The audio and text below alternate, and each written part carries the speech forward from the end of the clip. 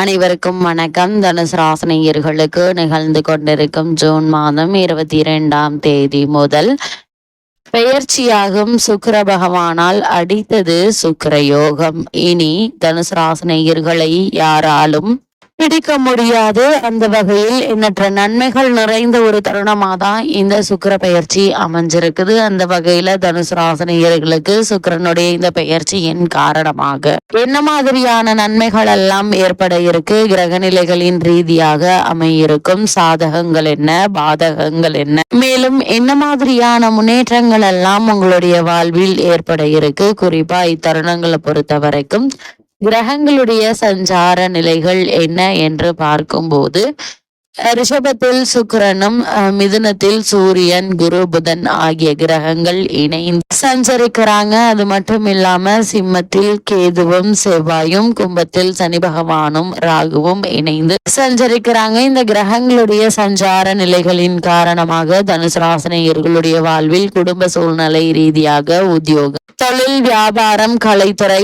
அரசியல் துறை, மாணவ மாணவிகள், விவசாய துறையினர், பெண்மணிகள் என அனைவருக்குமே என்ன மாதிரியான நன்மைகள் எல்லாம் ஏற்பட இருக்கு என்பது குறித்தான முழுமையான பதிவு தான் இந்த வீடியோல நம்ம விரிவா பார்க்க போகிறோம். அந்த வகையில தனுசு ராசினியர்களை பொறுத்த வரைக்கும் சுக்கிர பகவானை பற்றி சற்று விரிவாக தெரிந்து கொள்வோம். அந்த வகையில் கிரக பெயர்ச்சிகள் முக்கியத்துவம் வாய்ந்ததாக கருதப்படுகிறது. அதிலும் ஒரு மனிதனுக்கு இல்லற இன்பம், மன மகிழ்ச்சி, ஆடம்பர வாழ்க்கை, வசதி வாய்ப்புகளை தரக்கூடியவராக சுக்கிரன் விளங்குகிறார். கிரக பெயர்ச்சிகள் முக்கியத்துவம் வாய்ந்தது ஜோதிடத்தில் கூறப்படுகிறது. அதிலும் ஒரு மனிதனுக்கு இல்லற இன்பம், மனமகிழ்ச்சி, ஆடம்பர வாழ்க்கை, வசதி வாய்ப்புகளை தரக்கூடியவராக சுக்கிரன் விளங்குகிறார். ஜோதிடத்தில் சுக்கிரன் சுபகிரகமாக பார்க்கப்படுகிறது. பொதுவாக சுக்கிரன் அமைந்திருக்கக்கூடிய இடம் சில கிரகங்களின் தாக்கம் ஜாதகத்தில் அமைந்திருக்கும் இடம் என சில காரணங்களால் மோசமான பலன்களை தரக்கூடியதாக இருக்கும். சுக்கிரன் மோசமானதாக அமைந்தால்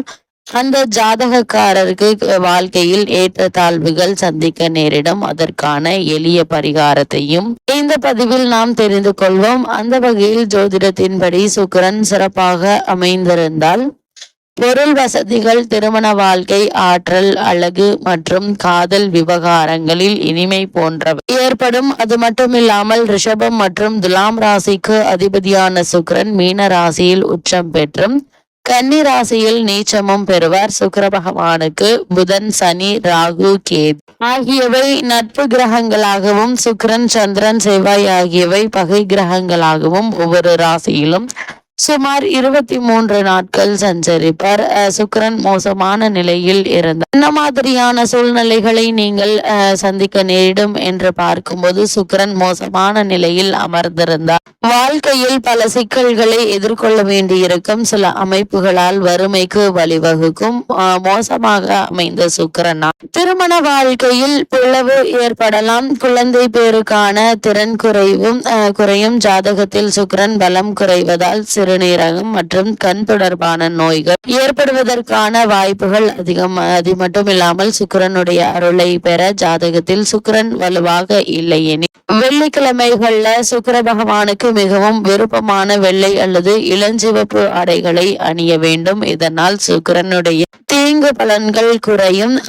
இந்த காலகட்டங்களில் சுக்கிரனுடைய பலம் அதிகரிக்க ஐம்பொன்னில் வைரம் பதித்து அணிவது நல்லது. 33 கோடி தேவர்களில் அருளை பெற்றிட காமதேனு எனும் பசுவை வணங்குவது அவசியம். பசுவுக்கு விருப்பமான உணவு வழங்குவது சிறந்தது. வெள்ளிக்கிழமைகள்ல வெள்ளை பசுவுக்கு உணவளிப்பதால் சுக்கிர பகவானின் அருட்கடாட்சத்தை பெற்றிடலாம். பசுவுக்கு உணவளித்து வருவதால் சுக்கிரனின் பலம் அதிகரிக்க தொடங்கும். அது மட்டுமில்லாமல் சுக்கிரனுடைய பலம் நிறைந்த பொருட்கள் என்ன என்று பார்க்கும்போது சுக்கிர பகவானுக்குரிய வெள்ளிக்கிழமை லட்சுமி தேவிக்கு அர்ப்பணிக்கப்பட்டதாகும். அதனால் சுக்கிரன் அருள் ஓங்கிட லட்சுமி தேவியை வணங்குவது அவசியம். கனகதாரா சோஸ்திரம் அல்லது ஸ்ரீ லக்ஷ்மி சோஸ்திரம் அல்லது ஸ்ரீ லக்ஷ்மி சகஸ்ரநாமம் உச்சரித்து வர வேண்டும். மேலும் நீங்கள் வெள்ளிக்கிழமைகளில் விரதம் மேற்கொள்ளலாம். பழங்கள் மட்டுமே எடுத்துக்கொள்ளலாம். அது மட்டும் இல்லாமல் சுக்கிரன் பலம் பெற இந்த சமயத்தில் மிக புனிதமானதாக தான தர்மம் பார்க்கப்படுகிறது. சுக்கிரனின் அருள் பெற வெள்ளிக்கிழமைகள்ல கோவிலுக்கு சென்று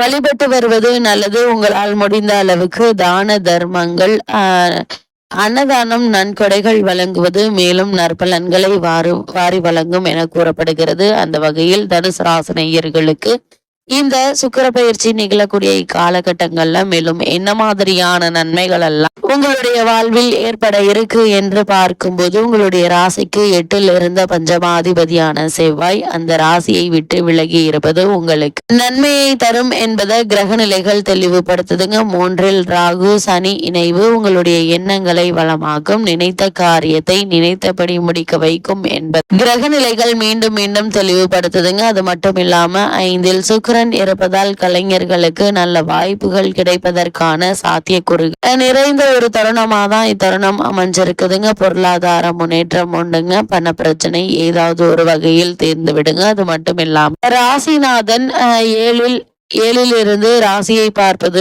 அற்புதமான ஒரு அமைப்பு என்று தாங்க சொல்ல வேண்டும். அங்கே அவர் தனித்தில்லாது இருப்பது சிறப்பு வாய்ந்த ஒரு கிரக சஞ்சாரம் என்று தாங்க சொல்ல வேண்டும். அது மட்டும் இல்லாம 10க்குரிய புதன் ஆட்சி பெற்று 7ல் இருக்கிறாள். தொழில், வணிகம் இவற்றில் மனைவியின் அல்லது கணவருடைய உதவிக்கு துணையாக இருக்கும். திருமணமான பெண்மணிகளுக்கு புத்திர பாக்கிய யோகம் கிடைக்க இருக்குது. குடும்ப பொருளாதார நிலையை மேம்படுத்துவதற்கான முயற்சிகளை மேற்கொண்டு வரும் தனுசு ராசி நேயர்களுக்கு சிறந்த முன்னேற்றம் ஏற்படக்கூடிய ஒரு தருணமாக தான் இக்காலகட்டம் அமைஞ்சிருக்குதுங்க. நீங்கள் மேற்கொள்ளக்கூடிய காரியங்கள் அனைத்திற்குமே ஒன்றன் பின் ஒன்றாக வெற்றி அமைய இருக்குது. இவ்வளவு நாட்களாக தடைபட்டு வந்த பல காரியங்களுக்கு நல்ல ஒரு தீர்வு கிடைக்க இருக்குதுங்க. அதே போல புதிதாக இடம் வாங்குவது, நிலம் வாங்குவது அல்லது வாகனம் வாங்குவது சம்பந்தமான முயற்சிகளை மேற்கொண்டு வரும் தனுசு ராசி நேயர்களுக்கு சிறு முயற்சியிலே உங்களுடைய ஆசைகள் நிறைவேறக்கூடிய ஒரு தருணமாக தான் இந்த சுக்கிர பயிற்சி அமைஞ்சிருக்குதுங்க. அதே போல புதிதாக வேலைக்கு முயற்சித்து வரும் தனுசு ராசி நேயர்களுக்கு சிறு முயற்சியிலேயே நல்ல ஒரு நிறுவனத்தில் நல்ல ஒரு ஊதியத்துடன் கூடிய வேலை கிடைக்க இருக்கு என்பதை கிரக நிலைகள் மீண்டும் மீண்டும் அறிவுறுத்துதுங்க. எதிர்பாராத பல முன்னேற்றங்களை இப்போது நீங்கள் தாராளமாக எதிர்பார்க்கலாம்.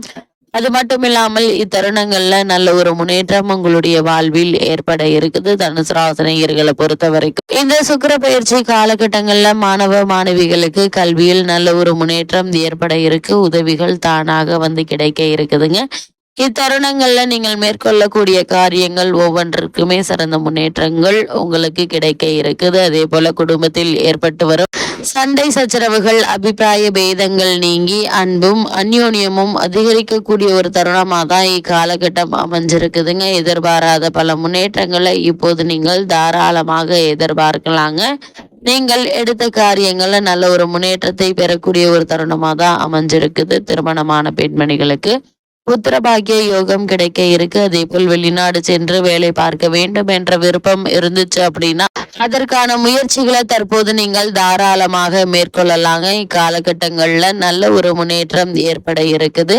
வாகன பராமரிப்பில் கவனம் செலுத்துங்க. பிரயாணிகள்ல எச்சரிக்கையாக இருப்பது நல்லது. உங்களுக்கு சிறு உடல் உபாதைகள் ஏற்படுவதற்கான வாய்ப்புகள் இருக்கு என்பதை கிரக நிலைகள் அறிவுறுத்தும் பட்சத்தில் சிறு உடல் உபாதையானாலும் கூட உடனே மருத்துவரிடம் அணுகி அதற்கான சிகிச்சை எடுத்துக்கொள்வது மிக மிக நல்லது என்பதை கிரக நிலைகள் மீண்டும் மீண்டும் அறிவுறுத்துது. இக்காலகட்டங்கள்ல எந்த ஒரு செயலை செய்வதாக இருந்தாலும் ஒரு முறைக்கு இருமுறை ஆழ்ந்து சிந்தித்து யோசித்து செய்வது நல்லது என்பதை கிரக நிலைகள் மீண்டும் மீண்டும் அறிவுறுத்துதுங்க. தனுசு ராசி நேயர்களுக்கு கிரக நிலைகளின் ரீதியாக கூறப்படும் பரிகாரம் என்ன என்று பார்க்கும்போது, ஆதிபராசக்தியை வணங்க ஆற்றல் வளரும். வெள்ளிக்கிழமை அருகிலுள்ள அம்மன் கோவிலுக்கு சென்று தீபமே வழிபடுங்க. எண்ணற்ற நன்மைகள் உங்களுடைய வாழ்வில் ஏற்படும் என்பதை கிரகங்களுடைய சஞ்சார நிலைகள் தெளிவாகவும் உறுதியாகவும் எடுத்துக்காட்டு.